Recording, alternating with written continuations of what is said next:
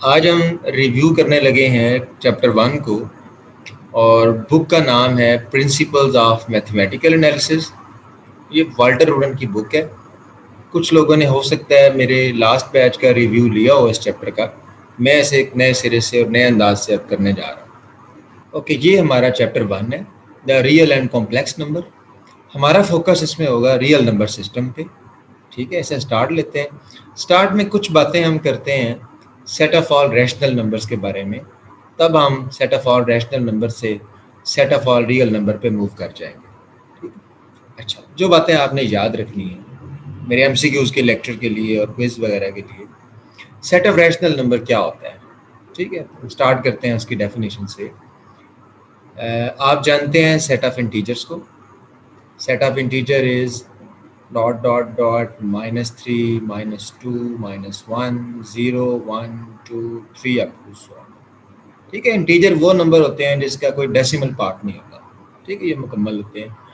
अच्छा, अब इनमें से समटाइम्स तो आप जानते हैं कि जब आप कोई से दो इंटीजर लेते हैं और उन्हें डिवाइड करते हैं तो आपके पास एक दूसरा इंटीजर आ जाता है, यानी आपके पास जो नया नंबर आता है वो भी एक इंटीजर होता है। अच्छा, इन दैट केस आपको कोई परेशानी नहीं होती, यानी ratio of two integer is again integer. Sometime ये होता है कि आप दो इंटीजर की रेशो लेते हैं तो वो एक इंटीजर नहीं आता। तो आप कह सकते हैं कि वो एक नया नंबर बन जाता है जो इंटीजर्स की दुनिया में नहीं पाया जाता। जब ऐसे तमाम नंबर्स को देखा गया, उनका वजूद देखा गया, तो वो एक नया सेट बना। मान लिया गया कि ऐसे बहुत सारे नंबर होते हैं जिन्हें p बाय क्यूब यानी कि दो इंटीजर की मदद से बनाया जा सकता है, और जो q है वो नॉन ज़ीरो होना चाहिए, अदरवाइज तो वो नंबर नहीं रहेगा। और इसे एक नाम दिया गया set of all rational numbers का। ठीक है, अब q से लिखने की वजह, आप एक वर्ड पता है, इसे आप p बाय क्यू को क्वोशंट भी कहते हैं, क्वोशंट ऑफ टू नंबर्स। और रैशनल कहने की वजह कि ये रेशो ऑफ टू नंबर है, रेशो ऑफ टू इंटीजर है। ठीक है, ये वजह है इसके नाम की। आप बड़े अच्छी तरह से वाकिफ़ हैं। फिर से रिकॉल कर लें कि p बाय क्यू की फॉर्म में जिसे लिखा जा सके, यानी दो इंटीजर की मदद से जिसे लिखा जा सके, वो रैशनल नंबर होगा, जबकि q नॉन ज़ीरो होगा। अच्छा, एग्जाम्पल देख लेते हैं कुछ, जस्ट अपनी थोड़ी सी रिवीजन के लिए। मिसाल के तौर पे 22/7 ये रैशनल है। मिसाल के तौर पे हर इंटीजर रैशनल है। ठीक है, every integer a is rational, because आप इसको a/1 लिख सकते हैं। ठीक है, कन्फ्यूजन से बचने के लिए बता रहा हूँ, ए रैशनल है, ए यहाँ पे इंटीजर है, so every integer is also rational number. लिहाजा इसके अंदर आप जानते हैं set of natural number, set of whole number, set of integer, ये सारे के सारे सेट ऑफ रैशनल नंबर में आके जमा हो जाते हैं। ठीक है। अच्छा, इम्पोर्टेंट एग्जाम्पल जो कि रैशनल नहीं है, आप जानते हैं, वो पाई और ई हैं। क्यों? क्योंकि हम क्लासिफिकेशन इस तरह से करते हैं कि हम कहते हैं कि वो तमाम नंबर जिनका कोई डेसिमल पार्ट ना हो उनको तो हम इंटीजर कहते हैं। ठीक है, वो सारे के सारे आ जाते हैं set of all rational numbers के अंदर।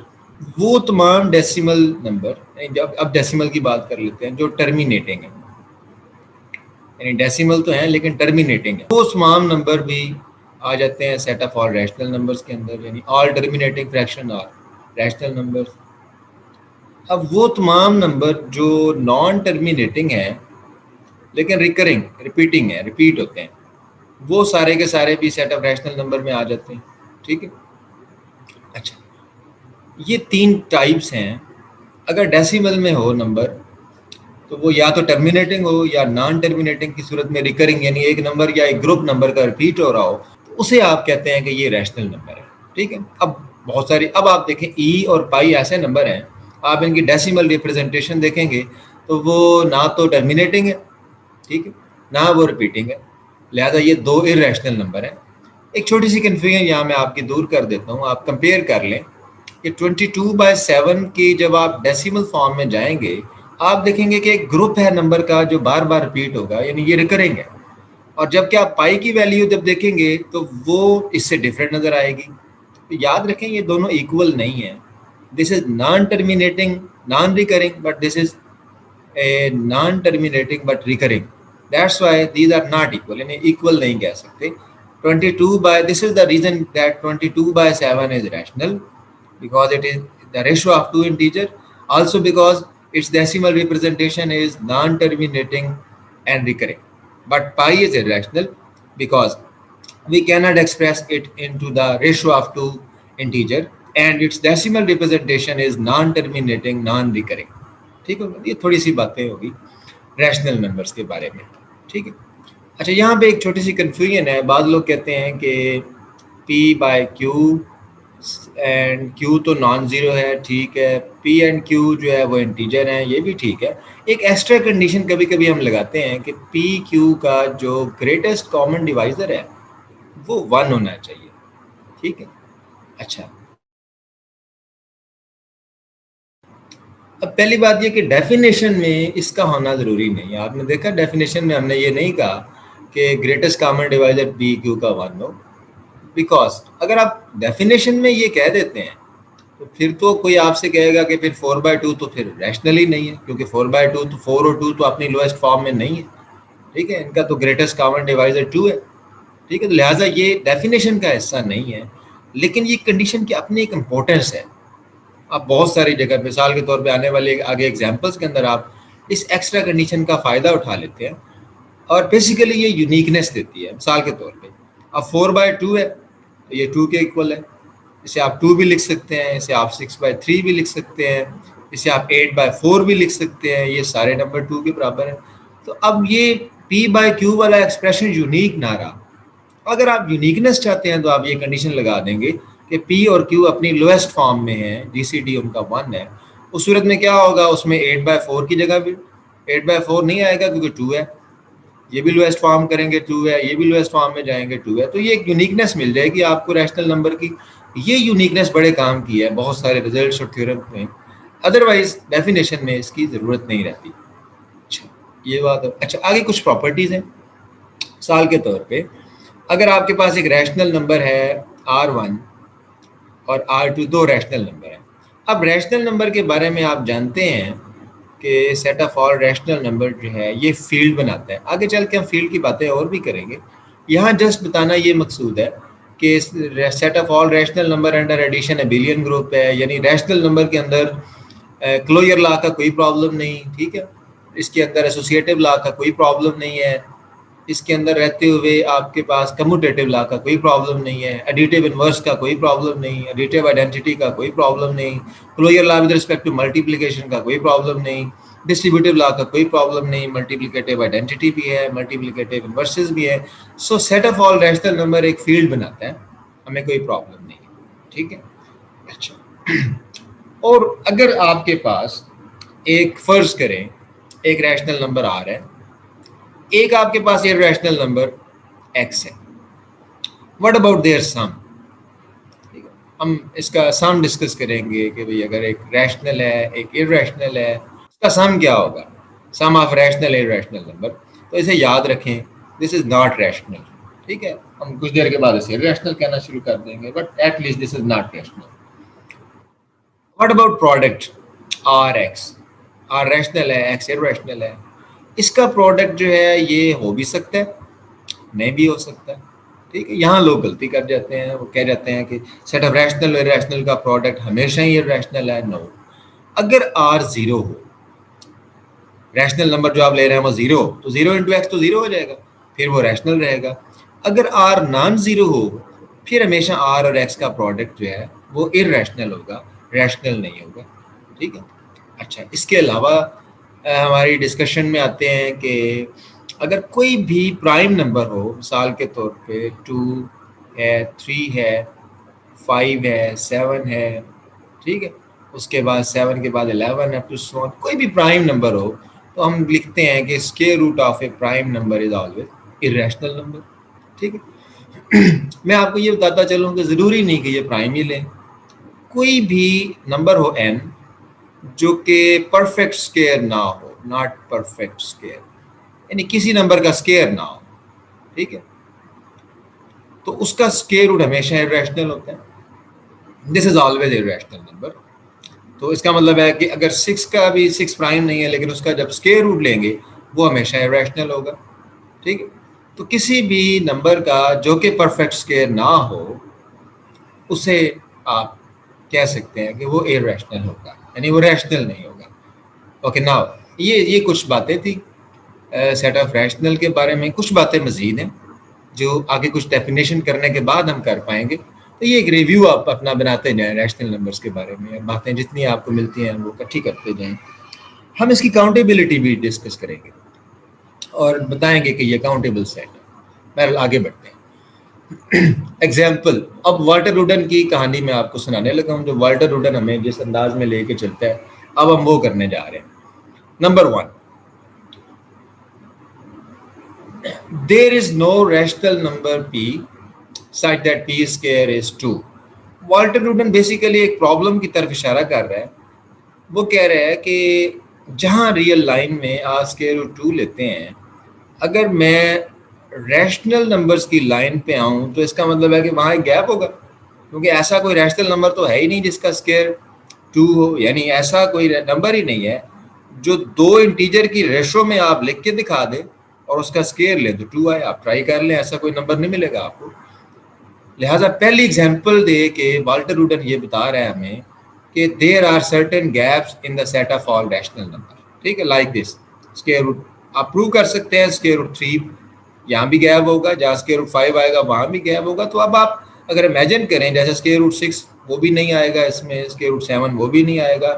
तो अगर आप इमेजिन करें तो there are lots of gaps on set of all rational number, और आपको यूं गुमान होगा जैसे रैशनल से ज्यादा तो इरेशनल नंबर है, इतने गैप्स आपको नजर आएंगे। तो यूं अगर रियल लाइन को लिया जाए और हर रैशनल नंबर को उस पर रोशन कर दिया जाए, तो एक आथर ये लिखता है, वो कहता है कि रैशनल और इरेशनल की एग्जांपल ऐसे है जैसे आपके आसमान पे तारीकी और सितारे। यानी आसमान पे देखें तो जो अंधेरा है वो इरेशनल नंबर है और जो तारे नजर आते हैं वो रैशनल नंबर है। यूं भी आप इमेजिन कर लें कि फिर इसका मतलब है कि जो इरेशनल नंबर हैं वो अनकाउंटेबल है, बहुत ज्यादा है, अनकाउंटेबल। रैशनल नंबर्स हैं उनकी जो कार्डिनैलिटी है वो इरेशनल से कम है। ठीक है, अच्छा चले आगे चलते हैं, मजीद देखेंगे वाल्टर रूडन हमें किस तरफ लेके जा रहे हैं। Next result is this one, this is just like a theorem और एन एग्जांपल। स्टेटमेंट इज अगर आपके पास फर्ज करें कि पॉजिटिव रैशनल नंबर्स हैं, ठीक है, पॉजिटिव साइड पे आ जाए, set of all positive rational numbers, उसके दो हिस्से कर दें। एक हिस्सा ए सेट है, यहां से आपकी एग्जाम्पल शुरू हो गई, आप पढ़िए कैसे। दूसरा हिस्सा बी सेट है। ए सेट में वो तमाम पॉजिटिव रैशनल हैं जिनका स्क्वायर लें तो वो लेस देन 2 है। बी साइड पे वो तमाम रैशनल नंबर हैं जिनका कि अगर आप स्क्वायर लें तो वो ग्रेटर देन 2 है। इस तरह करके पॉजिटिव रैशनल के दो हिस्से हो गए। अब वाल्टर रूडन कहता है कि ए कंटेन नो लार्जेस्ट नंबर, यानी आप देखें ना कि यहाँ पे एक ऐसा नंबर आना चाहिए, रियल नंबर तो होता है ना जिसका स्क्वायर 2 होता है, यानी स्क्वायर रूट 2। अब वो रैशनल नंबर में तो नहीं है, लिहाजा यहाँ एक गैप है।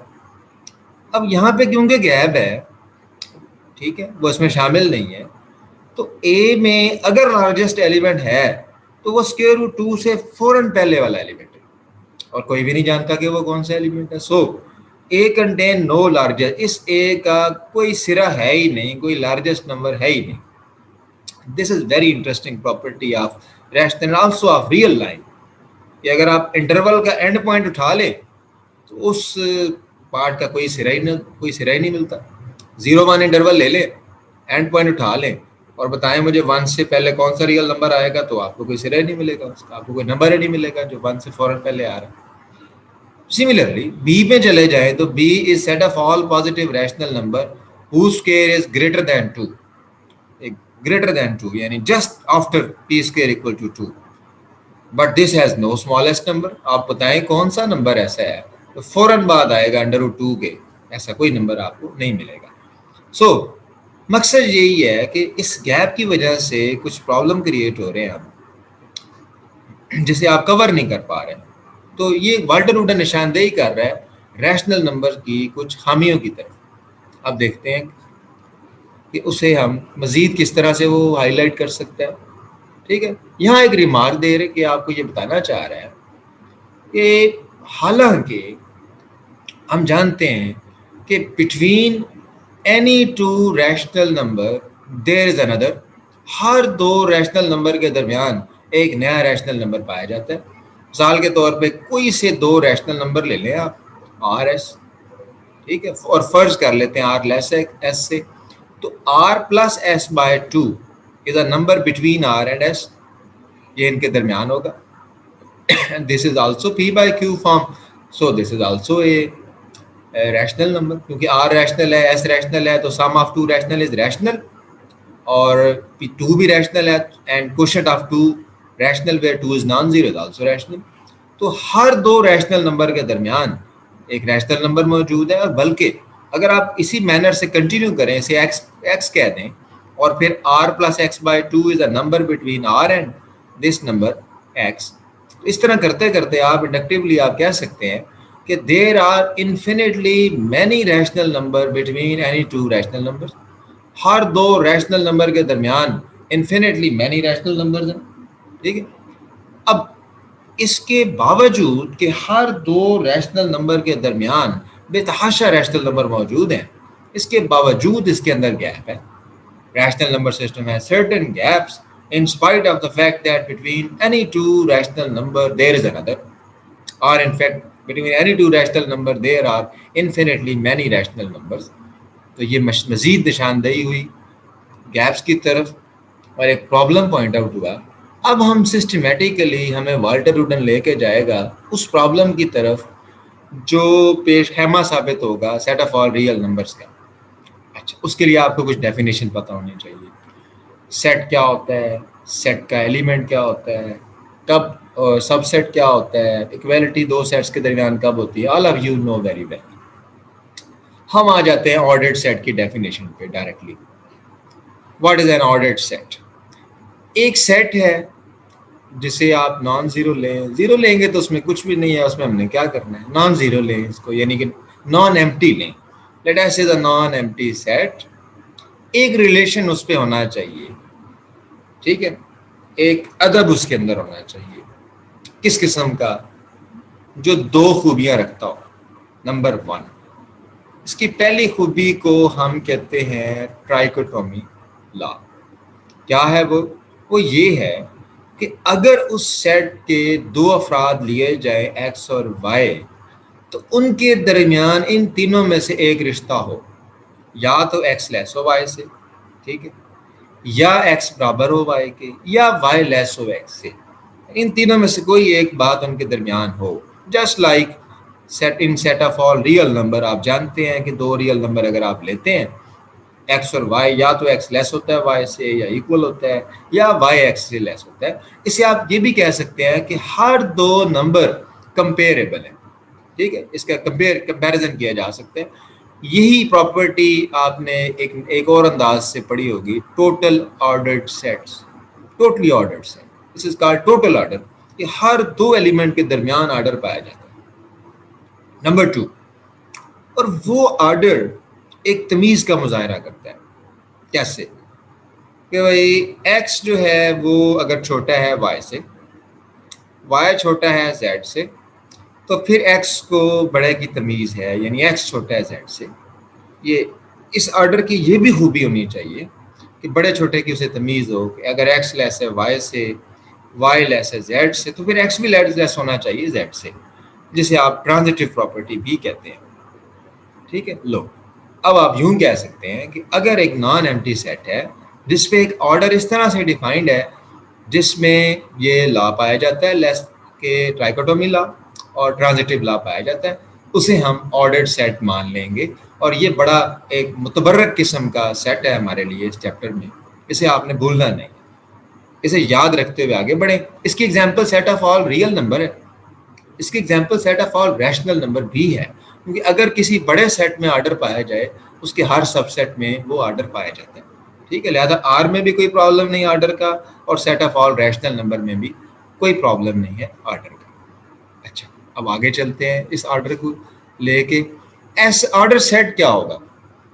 ऐसा सेट जिसमें ऑर्डर पाया जाएगा उसे हम ऑर्डर सेट कहेंगे। मिसाल के तौर पे रैशनल नंबर के अंदर ऑर्डर पाया जाता है, रियल नंबर के अंदर भी ऑर्डर पाया जाता है। ठीक है। अच्छा, अब आगे आ रही हैं कुछ बहुत ही इंपॉर्टेंट डेफिनेशंस जिन्हें आप बहुत अच्छी तरह याद रखेंगे, और मैं आपको एक एग्जांपल से समझाता हूँ और उसके बाद आप उसे याद रखें। एक रियल लाइन पे आते हैं। ये हमारी रियल लाइन है। This is set of all real numbers. Real line है, दिस इज ऑर्डर्ड सेट। ये एक ऑर्डर्ड सेट है, यानी सबसे पहले एक ऑर्डर्ड सेट का होना जरूरी है, फिर अपनी बात शुरू करेंगे आप, फिर उसका सबसेट देंगे। ठीक, अब मैं यहाँ एक सबसेट लेता हूँ इसका ए। ठीक है, ये मैंने एक ले लिया है ए, और मैंने इस वक्त ये इंटरवल लिया है, फर्ज करो ये 0, 5 है। ये मैंने एक सेट ले लिया, यानी तरतीब याद रखनी है। सबसे पहले एक सेट होना चाहिए जो कि ऑर्डर्ड सेट है। अगर वाल्टर रूडन की लैंग्वेज में देखो तो वो ऐसा है। फिर उसका एक सबसेट देखना है, मैंने वहाँ पे ए ले ली। अच्छा, अब जरा तवज्जो से समझ, कोई भी ऐसा नंबर, कोई कहीं पड़ा हुआ ऐसा नंबर, ऐसा रियल नंबर। अब देखो, मैंने उस सेट की बात नहीं की कि उस सेट का होना चाहिए। आप भी जब कोई सबसेट लेंगे तो उस सेट की बात नहीं करेंगे, आप उस ग्राउंड सेट की बात करेंगे, उस ऑर्डर्ड सेट की बात करें, उस बड़े सेट की बात करेंगे जो ग्राउंड सेट है, जो ऑर्डर्ड सेट है, जिसके अंदर ये सेट ए या ई या बी या सी पड़ा है, उसकी बात करें। उस बड़ी दुनिया में चले जाएं, और अगर उसमें आपको कोई एक एलिमेंट ऐसा, कोई एक नंबर ऐसा मिल रहा है जिससे बड़ा कोई एलिमेंट ए में नहीं है, तो उसे आप कहेंगे अपर बाउंड। बात समझ गए?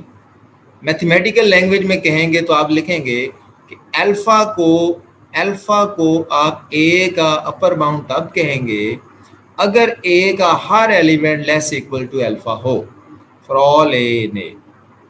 फिर से रिपीट कर रहा हूँ, कोई भी एलिमेंट ग्राउंड सेट का आपके अंडर कंसिडरेशन सबसेट का अपर बाउंड तब होगा when every element of A is less equal to that element alpha. तो आप उसे कहेंगे कि ये अपर बाउंड है। एक बात होगी। अच्छा, अगर अल्फा अपर बाउंड है तो आप यकीन से कह सकते हैं कि अल्फा के राइट साइड पे, यानी अल्फा से बड़ा हर एलिमेंट अपर बाउंड है इसका। यूं आपको ये बात वाज़ेह हो गई कि अपर बाउंड का यूनिक होना जरूरी नहीं है। ठीक होगी बात? अच्छा, इसी तरह कितने अपर बाउंड हो सकते हैं? वो इनफाइनाइटली मैनी अपर बाउंड हो सकते हैं। एक पूरा सिलसिला पड़ा है इधर जो कि अपर बाउंड्स का है, जो हो सकता है अपर बाउंड इतने ज्यादा हो कि सेट ए से भी ज्यादा हो। ठीक है, यानी ये दुनिया आबाद है अपर बाउंड, ये सारे इसके अपर बाउंड है। एक मखलूक पड़ी है, the set of all upper bound में बी इन्फिनिट। ठीक है, अपर बाउंड का यूनिक होना जरूरी नहीं है। बट वो कौन सा अपर बाउंड था जिसने सेट ए को बढ़ने से रोक दिया? हमारे लिए वो बड़ा अहम है। और वो कौन सा है? वो आप जरा तवज्जो करें तो वो इन सारे अपर बाउंड में सबसे छोटा होगा। उसे कहते हैं least upper bound. Upper bound में सबसे छोटा, यानी उससे छोटा कोई नंबर गैमा अगर लें जो अल्फा से भी छोटा हो तो वो अपर बाउंड नहीं रहता। याद रहेगी बात आपको? यानी उससे छोटा अगर कोई नंबर लेते हैं फिर वो अपर बाउंड नहीं रहता, वो एक एलिमेंट बन जाता है। तो ऐसे मुतबर्रिक और ऐसे खूबसूरत किस्म के अपर बाउंड को जो ए के बहुत ही करीब है, इतना करीब है कि आप उसे ए से जुदा नहीं कर सकते, उसे हम कहते हैं सुप्रीमम। और वो यूनिक होता है क्योंकि उसमें कोई दूसरा अगर सुप्रीमम होगा, फर्ज करो आप कहते हैं दो सुप्रीमम है, अल्फा 1 अल्फा 2, तो लाजमी बात है एक छोटा होगा एक बड़ा होगा। तो जो छोटा होगा वो तो सुप्रीमम है क्योंकि वो लीस्ट है। अब अल्फा 2 तो अल्फा 1 से बड़ा है, तो ये सबसे छोटा कैसे हुआ? लिहाजा अल्फा 2 इज नॉट सुप्रीमम। यानी आप सुप्रीमम कोई आप साबित कर सकते हैं। अगर कोई कहता है अल्फा 1 और अल्फा 2 दो सुप्रीमम है, उनके दरमियान क्या रिलेशन है, तो आप कहेंगे alpha 1 is equal to alpha 2। उनके कम से कम अपर बाउंड तो एक ही हो सकता है ना, कोई उससे बड़ा अपर बाउंड होगा तो वो सुप्रीमम नहीं होगा। लिहाजा याद रखें, अपर बाउंड बेशुमार होते हैं, अपर बाउंड का यूनिक होना जरूरी नहीं है, लेकिन सुप्रीमम का यूनिक होना ज़रूरी है, सुप्रीमम इज़ यूनिक, एक बात होगी। दूसरी अब आ जाए ज़रा इसी कहानी को लेके लोअर बाउंड की तरफ। कोई एक भी ऐसा नंबर अगर आपको मिल जाए, ठीक है, कोई एक भी ऐसा number y such that y is less equal to every element of a, कि वो a के हर एलिमेंट से लेस है या इक्वल भी हो सकता है। अगर बाउंड्री पे यहाँ होगा तो इक्वल भी हो जाएगा, यानी यहाँ हो सकता है अगर ये क्लोज इंटरवल हो ए और यहाँ आ जाए तो इक्वल भी हो सकता है, अदरवाइज लेस जरूर होगा।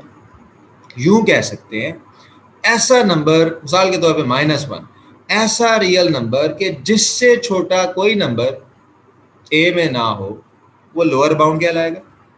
और फिर एक दुनिया पड़ी है यहाँ लोअर बाउंड, अगर ये लोअर बाउंड है इससे पीछे हर नंबर ही लोअर बाउंड है। क्यों? क्योंकि वो आपके लोअर बाउंड की डेफिनेशन को सेटिस्फाई करता है। यानी आप देखें इस सेट में क्या -10 से छोटा कोई नंबर है? नहीं है, तो -10 लोअर बाउंड है। कोई भी नंबर -7, क्या इस सेट में -7 से छोटा कोई नंबर है? नहीं है, तो -7 लोअर बाउंड है। लिहाजा there are infinitely many lower bounds of A, जैसे आपके पास इन्फिनिटली मैनी अपर बाउंड्स थे, इन्फिनिटली मैनी लोअर बाउंड्स हो गए। अच्छा, अब आप देखें वो कौन सा लोअर बाउंड है जिसने सबसे ज्यादा हिम्मत की है। मेरा मकसद ये है, हिम्मत से मेरे मुराद ये है, देखो ए को इधर से आके किसी ने रोका है जो लोअर बाउंड बने हैं, लेकिन सबसे पहले किसने रोका है? यूं कह लें कि सबसे बड़ा लोअर बाउंड कौन सा है? वो ये वाला है 0। मैं ऐसे फर्ज करें बीटा कह देता हूं। तो लोअर बाउंड में जो सबसे बड़ा होगा, द ग्रेटेस्ट लोअर बाउंड, उसे हम कहते हैं इन्फीमम। खूबसूरत बात यह है कि वो यूनिक होता है, और दूसरी खूबसूरत बात यह है कि सुप्रीमम और इन्फीमम एक एक करीब तरीन होते हैं। बाकी अपर बाउंड दूर है, पहले इसका नंबर है, बाकी लोअर बाउंड दूर है, पहले इसका नंबर है। ठीक है, यूं कह लें कि अगर आप उसमें कुछ जमा कर लेते हैं, थोड़ा एक स्टेप आगे चले जाते हैं, तो वो लोअर बाउंड ही नहीं रहता, वो एक एलिमेंट बन जाता है, एक के अंदर चला जाता है। ठीक होगी बात? ठीक, तो ये कहानी है लोअर बाउंड अपर। इसकी there are lot of practice, बहुत सारी एग्जांपल मैं डिस्कस कर रहा हूँ अपने एमसीक्यू सेशन में, क्वेश्चन आंसर सेशन में। आप देखेंगे कि there are lots of things to remember about lower bound, upper bound, bound. अच्छा, आप सुने सेट को क्या फर्क पड़ेगा इससे? अगर किसी सेट का आपको अपर बाउंड मिल गया, खा वो एक ही मिला आपको, उस सेट को आप मान लेंगे कि वो बाउंडेड अबव। अगर किसी सेट का लोअर बाउंड मिल गया आपको, आप उसे मान लेंगे कि वो बाउंडेड बिलो है। और बाउंडेड सेट कब होगा? कोई भी बाउंडेड सेट वो होगा जिसका अपर बाउंड भी हो और जिसका लोअर बाउंड भी हो, यानी जो बाउंडेड अबव भी हो और बाउंडेड बिलो भी हो। कुछ थोड़ी सी एग्जांपल से मैं आपको समझा देता हूँ। अगर तो आपके पास हुआ कोई इंटरवल जैसे कि 0-1, या जैसे कि क्लोज, चाहे वो क्लोज हो, चाहे वो ओपन हो, चाहे वो किसी भी फॉर्म में हो, अगर तो आपके पास है इंटरवल, तो फिर तो बात बड़ी सादा है। किसी भी इंटरवल के लिए याद रखें आप, जो उसका राइट एंड पॉइंट है ये सुप्रीमम होता है, जो उसका लेफ्ट एंड पॉइंट है ये इन्फीमम होता है। और इन्फीमम और सुप्रीमम में और लोअर बाउंड और अपर बाउंड में ये रिलेशन होता है कि infimum is less equal to the supremum. एक केस ऐसा है, अगर आप सिंगलटन ए ले लें, एक ही एलिमेंट ले लें, तो वही उसका लोअर बाउंड है, वही अपर बाउंड है, वही इन्फीमम है, वही सुप्रीमम है। तो in that case infimum supremum बराबर हो जाते हैं अगर वो सिंगलटन हो, otherwise infimum is strictly less than the supremum. ये एक एग्जांपल आ गई। इंटरवल के केस में मैंने आपको बता दिया, लेफ्ट एंड पॉइंट इन्फीमम होगा, राइट एंड पॉइंट सुप्रीमम होगा। अच्छा, अब क्या सुप्रीमम और इन्फीमम, याद रखो, lower bound, upper bound, supremum, infimum कहाँ होने चाहिए? ग्राउंड सेट में। जैसे मैं फर्ज करो आर कह रहा हूँ, जैसे मैं फर्ज करो एस कह रहा हूँ, ग्राउंड सेट में होना चाहिए। जो सेट आप लेके, जो सबसेट लेके चल रहे, उसमें होना ना होना हमें फर्क नहीं पड़ेगा। मिसाल के तौर आपने एक इंटरवल 0-1 लिया, इसका जो सुप्रीमम है वो 1 है, वो इसमें नहीं पड़ा। इसका जो इन्फीमम है वो 0 है, वो इसमें नहीं पड़ा। कोई फर्क नहीं पड़ता हमें, इससे कोई फर्क नहीं पड़ता हमें। क्यों? क्योंकि इसके इन्फीमम और सुप्रीमम का आर में होना जरूरी था, वो है ग्राउंड सेट में पड़ा है। इसमें हो ना हो, इसमें हो भी सकता है। मिसाल के तौर पे मैं इसी को बदल दूं और मैं 0-1 क्लोज इंटरवल ले लूं या हाफ ओपन ले लेता हूं, इसका सुप्रीमम 1 ही रहेगा, और लेकिन 1 इसमें नहीं है, ठीक है। इसका जो इन्फीमम है वो 0 ही रहेगा और 0 इसमें है। तो जो सेट अंडर कंसिडरेशन है, जो बाउंडेड बिलो है या जो बाउंडेड अबव है, उसके अपने अंदर इन्फीमम और सुप्रीमम होना ना होना हमारे लिए बेमानी है। हमने उसे तलाश करना होता है ग्राउंड सेट में, वहां उसका होना मस्ट है, वहां वो होना चाहिए। अच्छा, सोचो जरा कि कब वो सेट के अंदर होगा और कब वो सेट के अंदर नहीं होगा। मिसाल के तौर पे ये मैंने एक सेट ले लिया ए। अब आप देखो इस ए का आपके पास मिनिमम एलिमेंट ए है, यानी छोटे से छोटा एलिमेंट इसमें क्या है, ए है। बड़े से बड़ा एलिमेंट है ही नहीं, क्योंकि बी तो शामिल नहीं है। मैंने आपको बताया बाउंड्री काटी बी, तो आपको पता ही नहीं इसका सिरा क्या है, यहाँ कौन पड़ा नहीं पता। It has no largest element, minimal element है। अगर किसी सेट के अंदर मिनिमल एलिमेंट हो तो वही एलिमेंट उसका इन्फीमम कहलाता है। ठीक होगी बात, समझ आ गई? यानी अगर किसी सेट के अंदर मिनिमल एलिमेंट है तो फिर आपको इन्फीमम ढूंढने की जरूरत ही नहीं पड़ेगी। मिसाल के तौर पे आप मिसाल के तौर पे ले लेते हैं सेट ऑफ नेचुरल नंबर ले लेते हैं 1 2 3 अप टू सो ऑन। अब सेकंड एग्जांपल के तौर पे लिया था set of all natural numbers को 1 2 3 अप टू सो ऑन। अब देखें ये बाउंडेड बिलो है, क्योंकि 1 से छोटा और कोई एलिमेंट इसमें नहीं है, लिहाजा 1 इसका लोअर बाउंड है और 1 इसका मिनिमम एलिमेंट भी है, मिनिमल एलिमेंट भी है। और जब किसी सेट में मिनिमल एलिमेंट होता है, यानी सबसे छोटा एलिमेंट होता है, वही उसका इन्फीमम बन जाता है। तो लिहाजा इसका इन्फीमम है 1। अच्छा, अब कोई ऐसा रियल नंबर, अब याद रखना सुप्रीमम को एन में तलाश नहीं करना, आर में तलाश करना है, ये सबसेट ऑफ आर है। कोई ऐसा रियल नंबर है ही नहीं, देयर डज नॉट एग्जिस्ट, कि एन का हर एलिमेंट उससे लेस इक्वल हो। है ही नहीं कोई ऐसा एलिमेंट जिससे बड़ा कोई नेचुरल नंबर ना हो। जिसका मतलब ये है कि भाई आपके पास कोई अपर बाउंड नहीं। जब अपर बाउंड नहीं तो फिर सुप्रीमम का तो सवाल ही पैदा नहीं होता। यानी पहले एक ग्राउंड सेट है, फिर एक सबसेट है, फिर पहले अपर बाउंड है, फिर सुप्रीमम है। अपर बाउंड ही नहीं है तो ये बाउंडेड अबव नहीं है, लिहाजा इसके सुप्रीमम की कोई गुंजाइश ही नहीं है। अच्छा, इसके बरक्स सेट ऑफ इंटीजर ले लो, dot dot dot -3 -2 -1 0 1 2 3 dot dot dot. आप देखो ना तो कोई मिनिमल एलिमेंट, ना कोई ऐसा रियल नंबर कि जिससे छोटा फिर इंटीजर ना हो। हर रियल नंबर से छोटा एक इंटीजर है, तो there is no lower bound. Similarly there is no upper bound, ना लोअर बाउंड है ना अपर बाउंड है, लिहाजा इसे माफी है। मेरे लफ्ज़ गौर से सुनना, इसे माफी है। इसका सुप्रीमम और इन्फीमम की बातें नहीं करनी आपने। हम बहुत गलती करते हैं, एक सेट अगर बाउंडेड बिलो है ही नहीं, हम उसका इन्फीमम ढूंढ रहे होते हैं, हम उस पर इल्ज़ाम लगा रहे होते हैं कि इसके अंदर इन्फीमम प्रॉपर्टी नहीं। एक सेट का सुप्रीमम है ही नहीं, हम उस पर इल्ज़ाम लगा रहे होते हैं कि इसके अंदर सुप्रीमम प्रॉपर्टी है ही नहीं। लिहाजा ये नहीं करना आपने। सेट बाउंडेड बिलो हुआ तो इन्फीमम की बात होगी, सेट बाउंडेड अबव हुआ तो सुप्रीमम की बात होगी, अदरवाइज कोई ऐसी बात हम नहीं करेंगे। अच्छा, एक और एग्जांपल ले लेते हैं, एक सेट लेते हैं 1 1/2 1/3 1/4 and up to so on. इसे देखो, ये किस किस्म का सेट है? सबसेट ऑफ आर तो है, इसे सबसेट ऑफ आर। अच्छा, अब आप देखो यहाँ पे कि सबसे पहले क्या इसके अंदर कोई लार्जेस्ट एलिमेंट या स्मॉलेस्ट एलिमेंट है? अब आपको नजर आ गया कि 1 is the largest element, maximal element भी इसी को कहते हैं। 1 इसका मैक्सिमल एलिमेंट। जब मैक्सिमल एलिमेंट सेट में पड़ा हो तो फिर उसका सुप्रीमम वही होता है। जान छूट गया, ठीक है? ये बाउंडेड अबव था बाय 1, सुप्रीमम मिल गया। जरा इसकी बाकी कहानी देखें कि ये बाकी और क्या है। ये 1 है, ये इसका अपर बाउंड, ये सारे अपर बाउंड है इसके, ठीक है? तो छोटा अपर बाउंड मिनिमल से मैक्सिमल एलिमेंट 1, वो सुप्रीमम हो गया। और इसके अलावा क्या है इसके अंदर?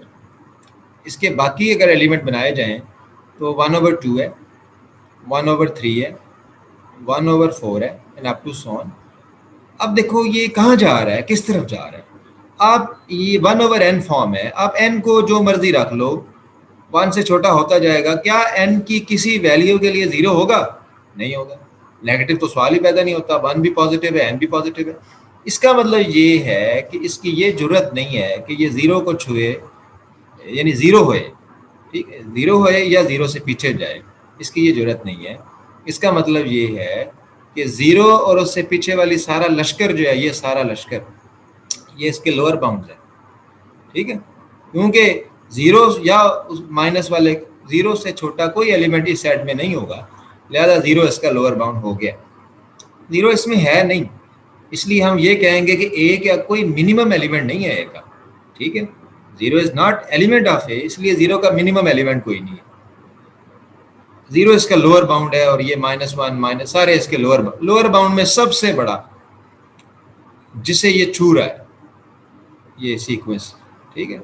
इसलिए हमारे लिए अहम है कि इससे आप सेट को जुदा नहीं कर सकते, ठीक है। ये इसका इन्फीमम है, क्योंकि लोअर बाउंड में सबसे, क्योंकि 0 से बड़ा नंबर कोई लेंगे ना आप, 0 से बड़ा नंबर, तो उसके दरमियान आपके पास ए में कोई 1/n शक्ल का नंबर आ जाएगा, तो वो 0 प्लस एप्सिलॉन लोअर बाउंड नहीं रहेगा। लिहाजा सबसे बड़ा लोअर बाउंड 0 है, इससे बड़ा कोई नहीं। इसका मतलब ये है कि 0 इसका इन्फीमम है, लिहाजा इस तरह आपको इन्फीमम मिल गया। अब infimum of A is 0, supremum of A is 1, ठीक है। और दोनों इन्फीमम और सुप्रीमम आर में होते हैं, ए में ना भी हुए तो कोई हर्ज नहीं, ठीक है। अच्छा, ये बात होगी। कुछ बातें ऐसी हैं जो आगे चल के करूँगा मैं, सीक्वेंसेस की फॉर्म में मैं आपको बताऊंगा।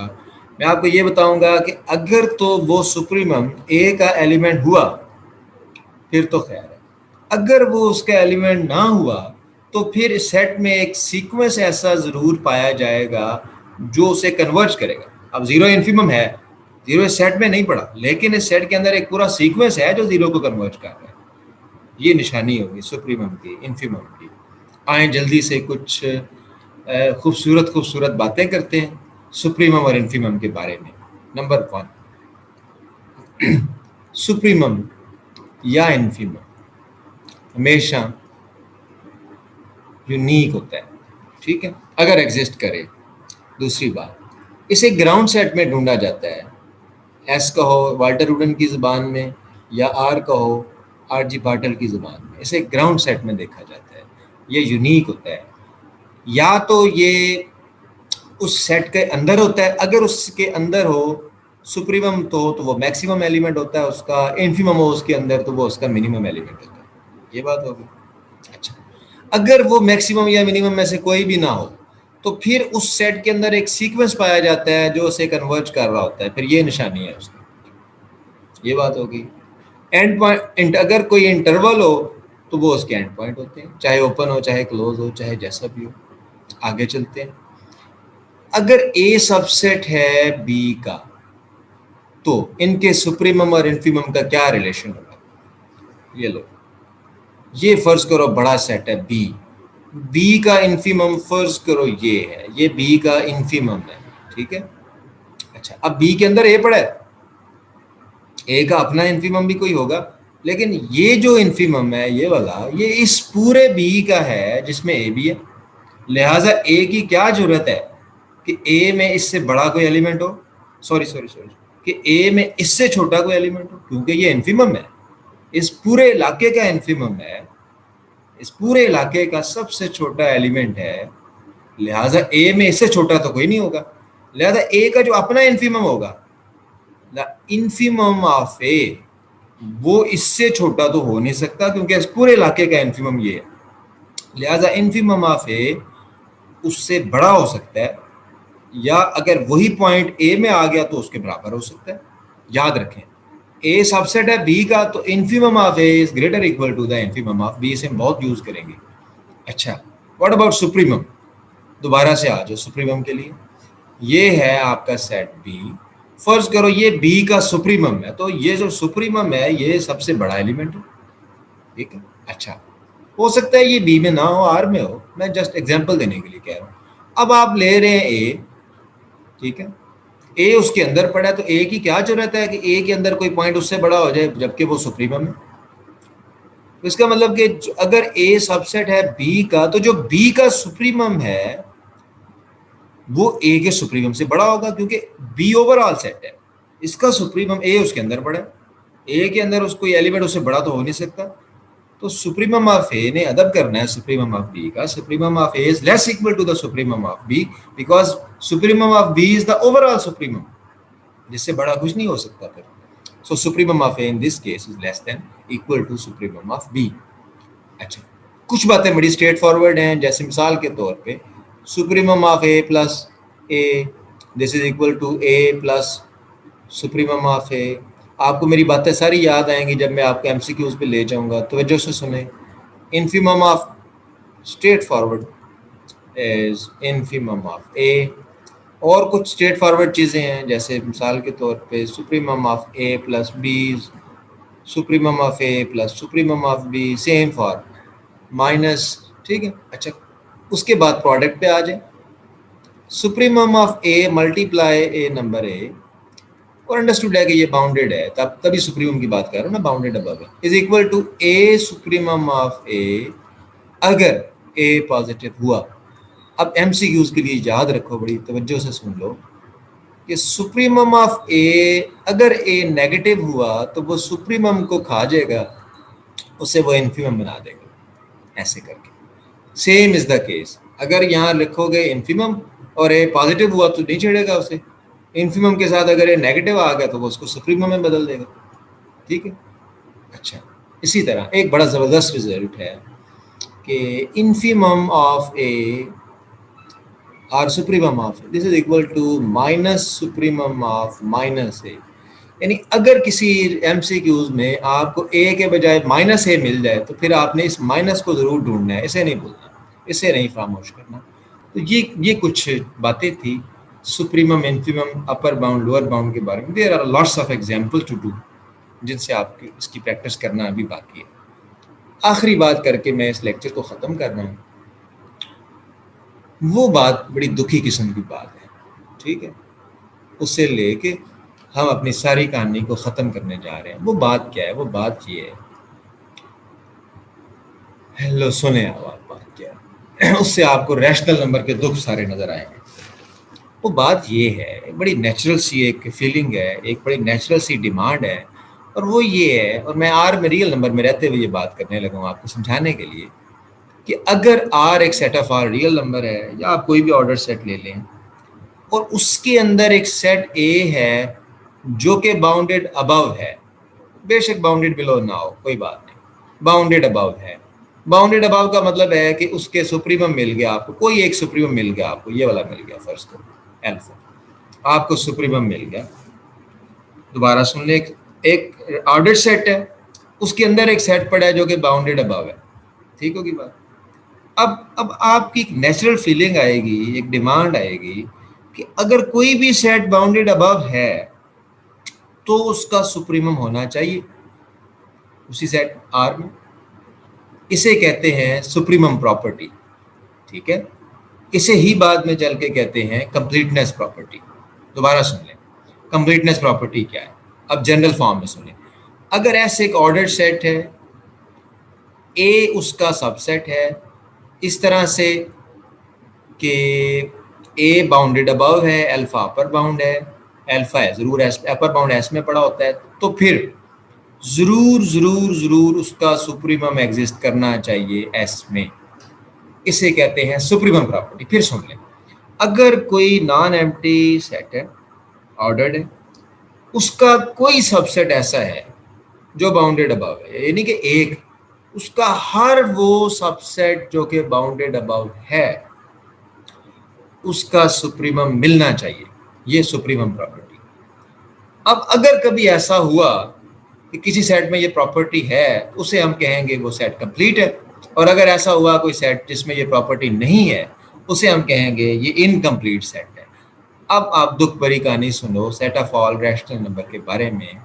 यहां आके ये फंस गया set of all rational number. Set of all rational number, मैं इसका एक सबसेट लेता हूं ए, और ए के अंदर मैं पॉजिटिव रैशनल नंबर रख लेता हूं, वो वाले जिनका स्क्वायर 2 से लेस है। अच्छा, मिसाल के तौर पे 1 का स्क्वायर लो तो वो 2 से लेस है। इसका मतलब पहली बात साबित कर दी मैंने कि मेरा सेट नॉन एम्प्टी है। दूसरी बात, मेरे पास एक नंबर ऐसा है, अब याद रखिएगा, ये बड़ी इंपॉर्टेंट। अब ग्राउंड सेट आपका क्यों है, अब आपने रियल नंबर की बातें नहीं करनी, ये ग्राउंड सेट। मेरे पास एक नंबर ऐसा है मिसाल के तौर पे 3, कि जिससे बड़ा कोई नंबर इसमें नहीं पड़ा हुआ। ठीक है, 3 कैसे मैं कह रहा हूँ, क्यों इसलिए कह रहा हूँ कि भाई इसके अंदर तो वो नंबर पड़े हैं ना जिनका स्क्वायर भी लें तो वो 2 से लेस है, फिर वो 3 से तो लेस है ही है। इसका मतलब कि इसके अंदर देखो 3 तो आ ही नहीं सकता ना, 3 पुट करो तो 3 का स्क्वायर तो 9, 9 तो 2 से लेस नहीं है। इसका मतलब 3 इसमें नहीं है, 3a में नहीं है, 3a के राइट साइड पे यहाँ पड़ा है। इसका मतलब 3 इसका अपर बाउंड है। लो, मैंने ये भी साबित कर दिया कि a नॉन एम्प्टी है, फिर मैंने ये साबित कर दिया कि a बाउंडेड अबव है। ठीक है, A is non empty, A is bounded above.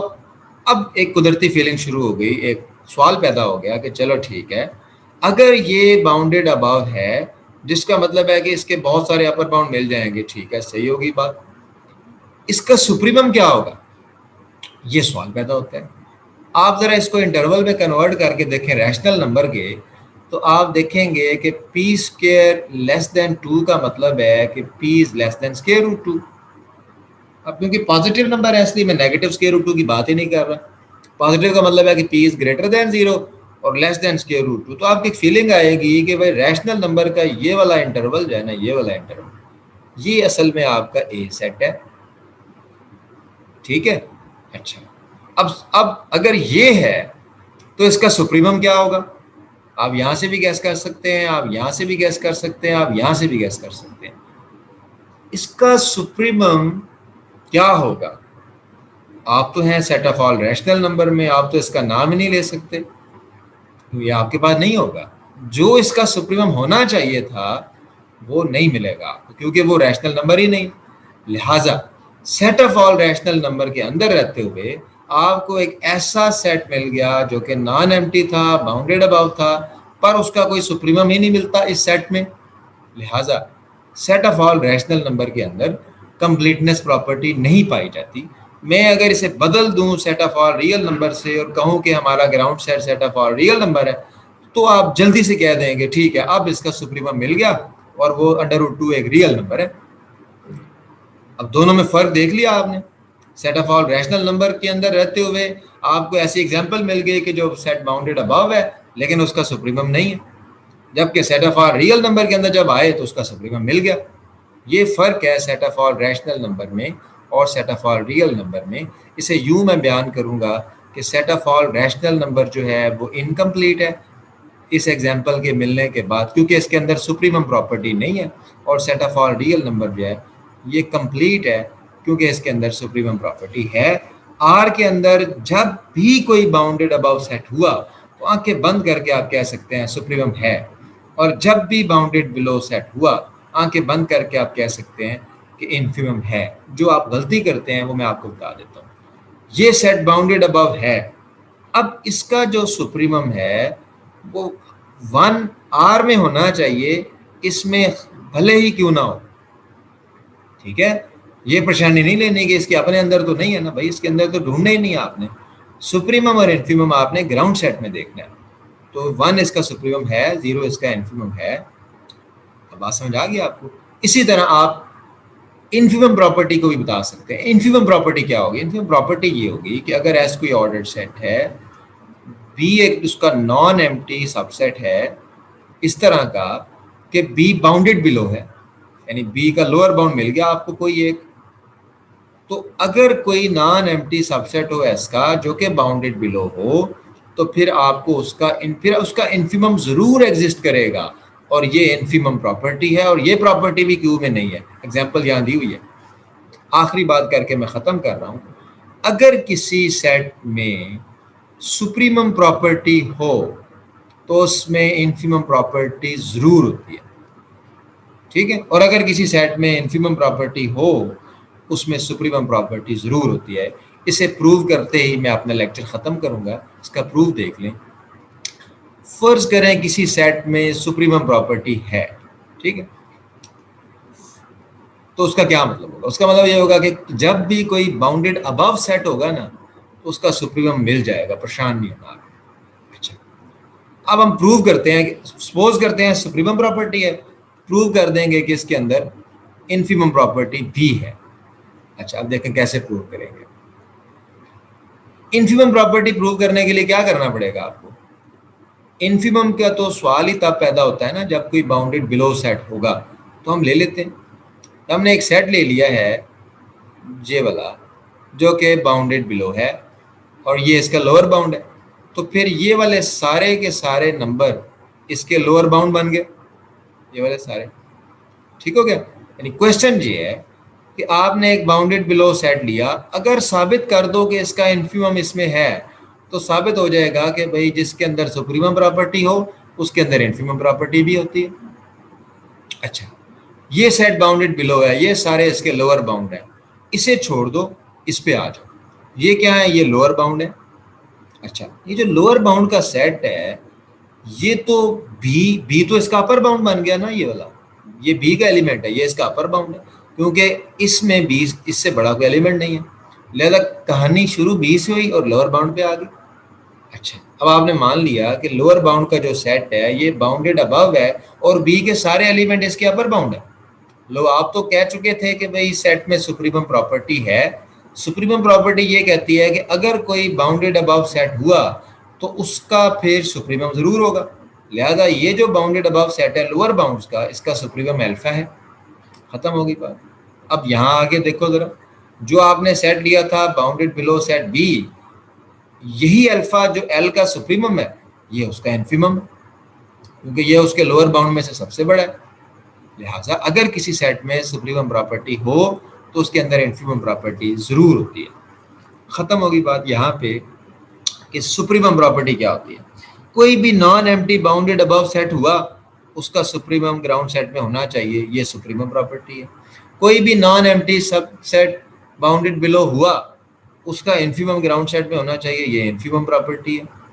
और कंप्लीटनेस प्रॉपर्टी यही यही अगर किसी सेट के अंदर सुप्रीमम प्रॉपर्टी पाई जाए उसमें इन्फीमम प्रॉपर्टी भी होती है। इसका मतलब ये बैक वक्त है, लिहाजा अगर कोई सेट कंप्लीट है तो उसके अंदर सुप्रीमम प्रॉपर्टी भी होगी, उसके अंदर इन्फीमम प्रॉपर्टी भी होगी। आज का रिजल्ट ये है कि set of all rational number के अंदर सुप्रीमम और इन्फीमम प्रॉपर्टी नहीं होती, जबकि set of all real number के अंदर ये प्रॉपर्टी होती है।